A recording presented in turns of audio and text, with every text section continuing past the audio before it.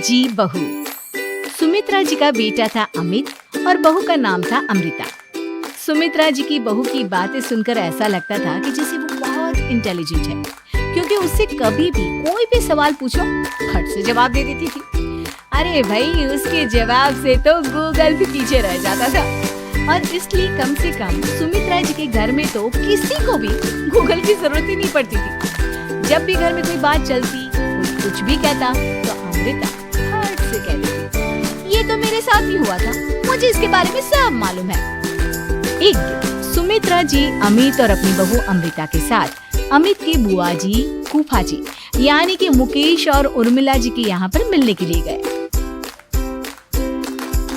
अरे बहुत अच्छा किया अमित बेटा, इतने दिनों के बाद आए हो तुम। हाँ सुमित्रा भाभी, कभी तो आ जाया करिए अपने बच्चों को लेकर। आपकी बहू के आने से तो हमारे घर में भी रौनक आ गई है। वो क्या है ना, अमित ऑफिस के काम में बहुत बिजी रहता है, इसलिए उसे तो वक्त ही नहीं मिल पाता।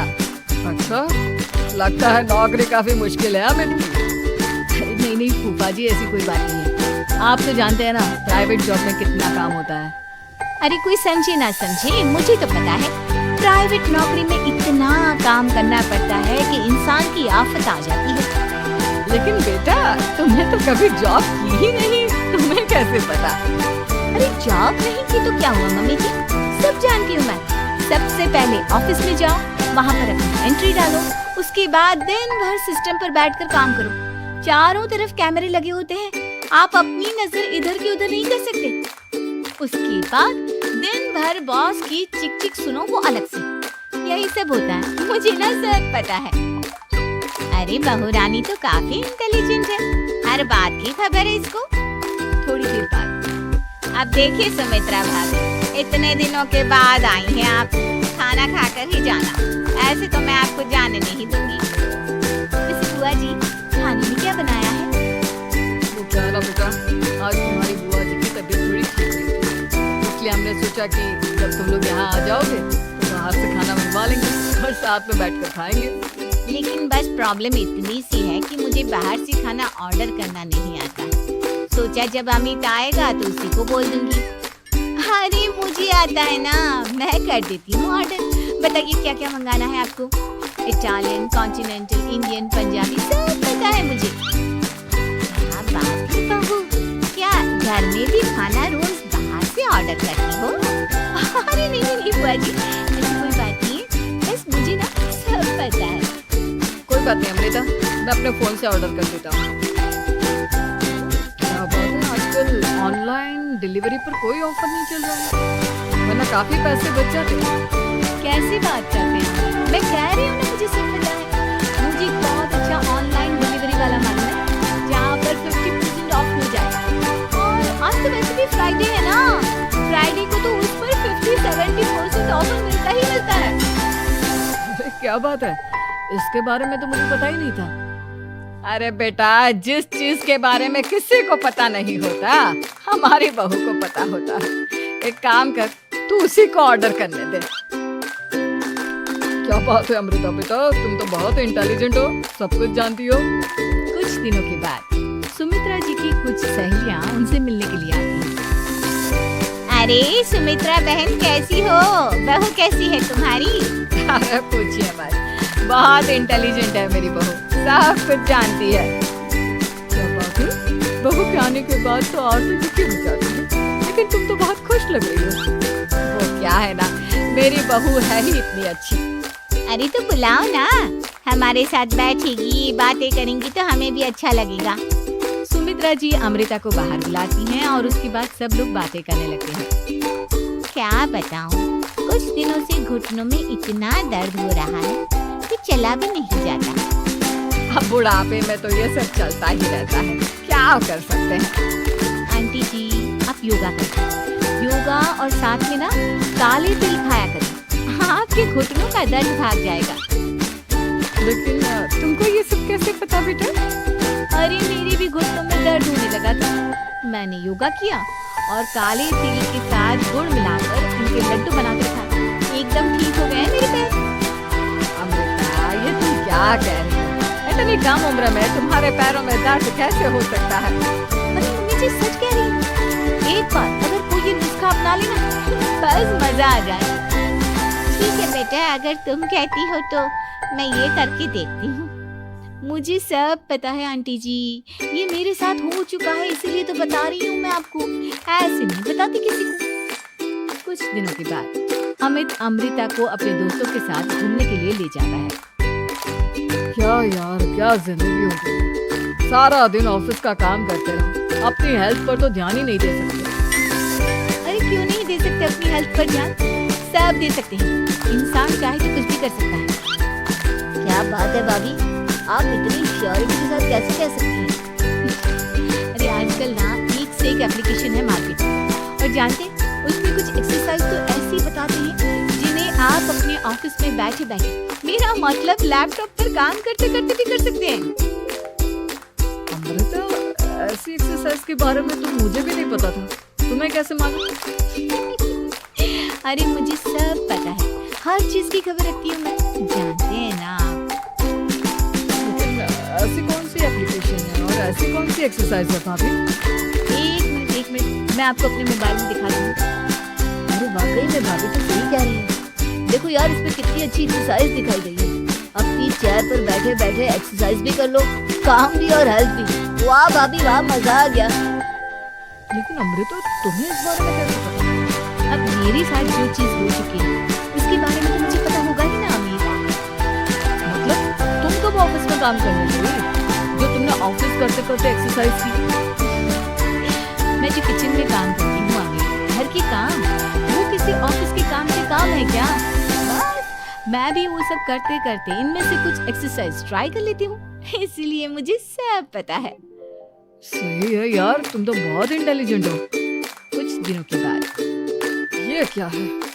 एक दोस्त ने मेरे साथ एक मजाक किया है, लेकिन समझ में ही नहीं आ रहा। अरे बेटा, तो अमृता से पूछ लेना, उसके पास कोई ना कोई जवाब जरूर होगा।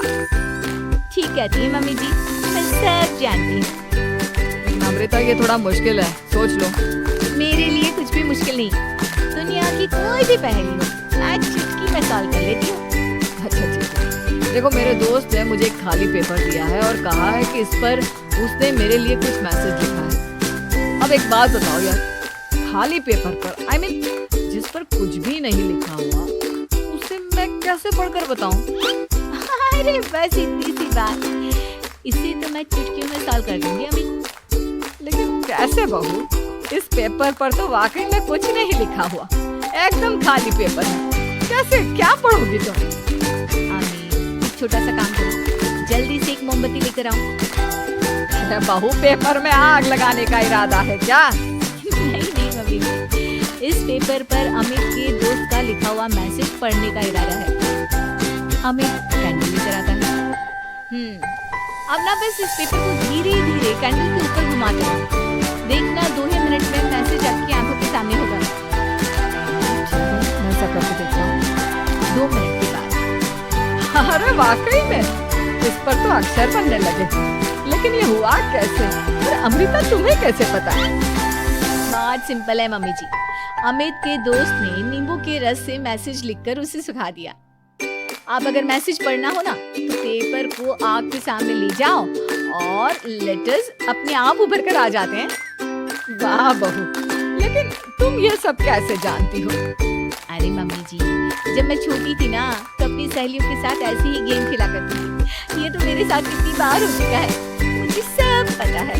थैंक यू यार अमृता, तुम्हारी वजह से हमें कुछ भी सोचने की जरूरत ही नहीं पड़ी, तुम सब कुछ बता देती हो। कुछ दिनों के बाद सुमित्रा जी को अमृता के प्रेग्नेंट होने की खुशखबरी मिलती है और सुमित्रा जी अमृता को डॉक्टर के यहाँ लेकर जाती है।